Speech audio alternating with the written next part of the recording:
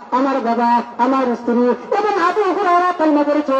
নবী আপনি আমার দাউস পুত্রের উদ্ধার হেদায়েতের জন্য দোয়া করুন। আমার আপনার নবী এবার দোয়া করেন, আল্লাহ দাউস পুত্রের উদ্ধারকে হেদায়েত দিয়ে দাও।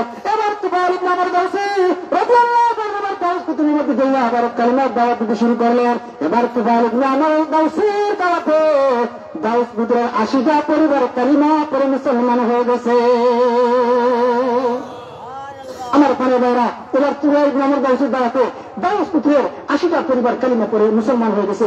এমন একটা মুহূর্তে হযরত তুফাইল ইবনে আমর দাউসী রাদিয়াল্লাহু আনহু এবার 80টা পরিবারকে নিয়ে আল্লাহর পয়গম্বরের সামনে আসলেন। ইয়া রাসূলুল্লাহ, ইয়া হাবিবাল্লাহ, আমার দাউস পুত্রের 80টা পরিবার কালিমা পড়ে মুসলমান হয়ে গেছে। এবার নবীদেরকে কি হাদিয়া দিবেন? নবী তখন খয়বরের যুদ্ধ থেকে কিছু মাল গনিমত হিসেবে পেয়েছিলেন। ওই মালগুলা দাউস পুত্রের 80টা পরিবারের মধ্যে বন্টন করে দিলেন। আমার পানে ভাইরা, এই তুফাইল ইবনে আমর দাউসী রাদিয়াল্লাহু আনহু উনি কেমন সাহাবী, যে তুফাইল ইবনে আমর দাউসী রাদিয়াল্লাহু আনহু নবীর প্রতি কেমন মহব্বত ছিল। এই যে ইয়ামামার ময়দানে মিথ্যানুবাদীদের বিরুদ্ধে যুদ্ধ করিয়া হযরত তুফাইল ইবনে আমর দাউসী রাদিয়াল্লাহু আনহু শাহাদাত বরণ করেছেন। আমার পানে ভাইরা, তাহলে বলতেছিলাম আল্লাহর পয়গম্বরের সাহাবী হযরত আবু বকর সিদ্দিক রাদিয়াল্লাহু আনহু উনি এমন একজন সাহাবী ছিলেন যার ফজিলত কেমন হয়েছে। আল্লাহর পয়গম্বরের সাহাবী হযরত আবু বকর সিদ্দিক রাদিয়াল্লাহু আনহু উনি নবীর হিজরতের সফর সঙ্গে ছিলেন। আল্লাহর পয়গম্বর বিশ্ব রাহমাতুল্লাহ আলামিন যখন দাওয়াত দিতে লাগলেন, এমন একটা মুহূর্তে ওই দিকে নবীর চাচাও নাই, ওই দিকে নবীর দিদিও নাই, নবীর মনের মধ্যে কত কষ্ট।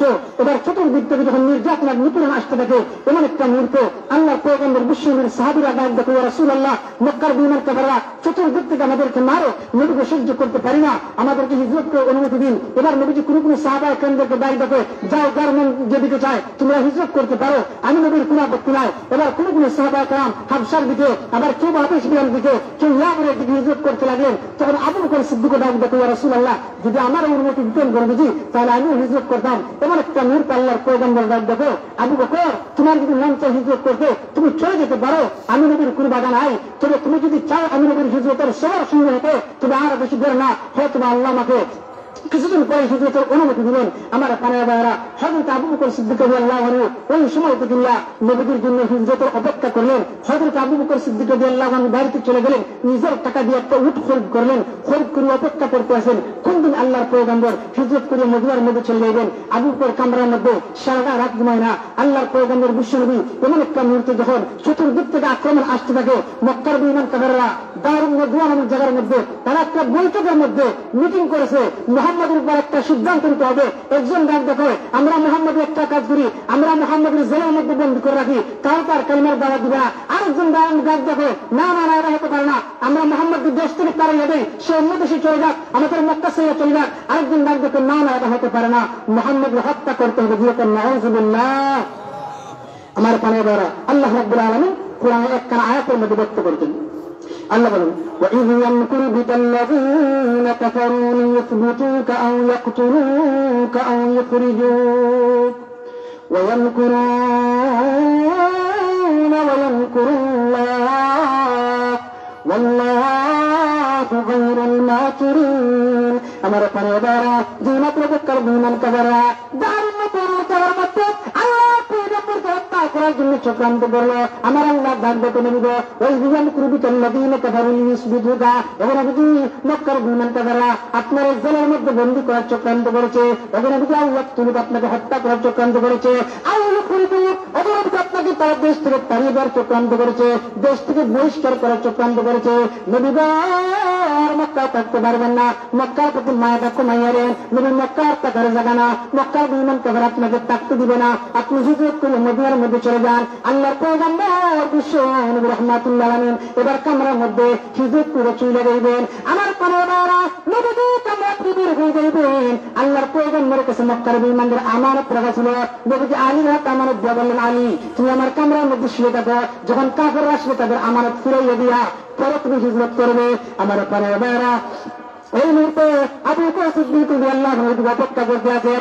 আল্লাহর পয়গম্বর আলীর কাছে আমানত মালগুলো দিয়া যেই মাত্র নবীজি বের হয়ে যাইবে, ওইদিকে মক্কার বিমান কাদাররা নবীর কামরারা চতুর্দিকে তারা বৈষ্ণব দিয়ে রাখছে, আর হাতের মধ্যে পাথর নিয়ে মোহাম্মদ বের হয়, ও মোহাম্মদ তোমার আমরা হত্যা করবো। আল্লাহর পয়গম্বর বের হয়ে যাইবেন, নবীজি কিন্তু জানেন না, আমার আল্লাহ জানিয়ে দিলেন জিবরাইল যাও আমার নবীকে জানিয়ে দাও, আমার নবীজি যখন বের না হয় আমার নবীকে জানিয়ে দাও নবীজির সূরা ইয়াসিনের একখানা আয়াত পড়িয়া ওয়াজআলনা মিন বাইনি আইদিহিম সাদ্দান ওয়া মিন খালফিহিম সাদ্দান ফাগশায়নাহুম ফাহুম লা ইউবসিরুন। আমার নবীজির আয়াতখানা পড়িয়া 21টি বাজনাতের মধ্যে তাদের উপর ছুরি মারিয়া আমার নবীজির বের হয়ে যায়, তাদের চোখ বন্ধ হয়ে যাবে, তারা আমার আপনার নবীকে দেখবে না। আল্লাহর পয়গম্বর বিশ্বনবী রাহমাতুল লিল আলামিন এবার মক্কার বিমানদের উপর বালি ছুঁড়ে মেরে নবীজি বের হয়ে গেলেন। আল্লাহর পয়গম্বর যখন বের হয়ে গেলেন নবীজি মক্কার দিকে পাতায় কান্দে, নবীজি মক্কার দিকে পাতায় কান্দে, নবীজির চুকের বানিয়ে সুজের পরে আল্লাহর পয়গম্বর মক্কা থেকে পাতাইয়া তাহাত দেখো মক্কার, এই মক্কা আমার মাতৃভূমি, এই মক্কা ছেড়ে যেতে আমার মন চায় না, এই মক্কা ছেড়ে যেতে আমার মন চায় না, এই মক্কা ছেড়ে যেতে পারি না, এই মক্কা আপনাকে কিরকম ভাবে ছাড়তে পারি। আমার আল্লাহ ডাকবে তো নবী গো কান্না করবেন না, আমি আল্লাহ এই মুহূর্তে আপনাকে ওয়াদা দিলাম আবার আমি আল্লাহ আপনাকে মক্কার মধ্যে ঘুরাইয়া দিব, যেরকম সুবহানাল্লাহ। আমার কোনো বারাত আমার আপনার নবী রাহমাতুল লিল আলামিন এবার আবু বকর সিদ্দিকের কামরার মধ্যে চলে গিয়েছে, এবার কোষাঘাত করেছে তারা এবার কোষাঘাত করেছে, আঘাত করেছে, এবার আল্লাহর পয়গম্বর এবার দুই মাত্র আঘাত করেছে, আবু বকর দরজা করে দিলেন আর দাঁত বললেন আসসালামু আলাইকুম ইয়া রাসূলুল্লাহ লাব্বাইক ওয়া সাদাইক ইয়া রাসূলুল্লাহ। আল্লাহর পয়গম্বর বিশ্বনবী আবু বকরের চেহারার দিকে তাকায়া দেখে আবু বকরের চুপটা লাল হয়ে গেছে, এবার চেহারা গর্তের মধ্যে চলে গেছে।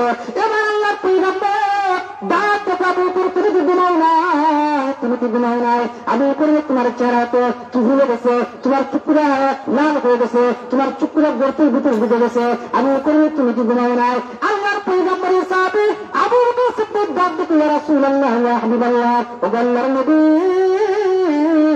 আপনি যেই দিন আমাকে বলেছিলেন আমি আপনার হিজরতের সফর সঙ্গে হইব, নবী গো 6টা মাস হয়ে যায়, একটা মুহূর্তের জন্য আমি আবু বকর বালিশের সাথে মাথা লাগাই না, যেরকম সুবহানাল্লাহ।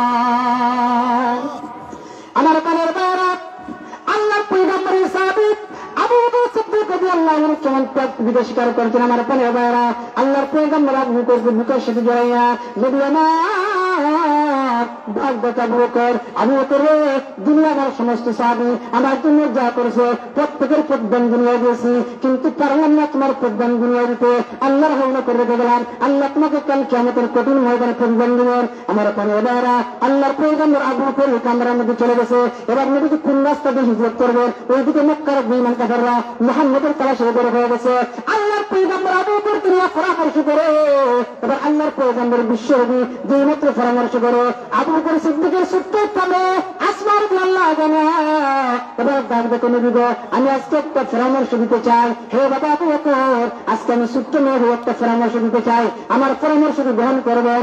এবার আল্লাহর পয়গম্বর বিশ্বনবী ডাক দেখো আসমা বেরোতে পরামর্শ, এবার আসমা ডাক দেখো নবী গো আপনার একটা কাজ করেন, এই কামরা থেকে বের হইয়া আপনার ওই মক্কার নিকট একটা গুহা আছে গারে সুর, ওই গারে সুরের মধ্যে আশ্রয় নিয়ে নেন, আমি আসমা আপনাদের জন্য পানি নিয়ে তুলিয়া গারে সুরের মধ্যে হাজির হয়ে যাবে, যেরকম সুবহানাল্লাহ।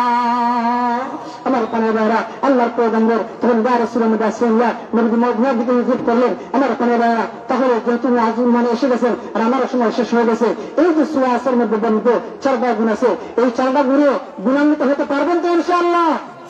আল্লাহ যেন আমাদেরকে সূরা আসরের বর্ণিত 4 গুণে গুণান্বিত হওয়ার তৌফিক দান করেন।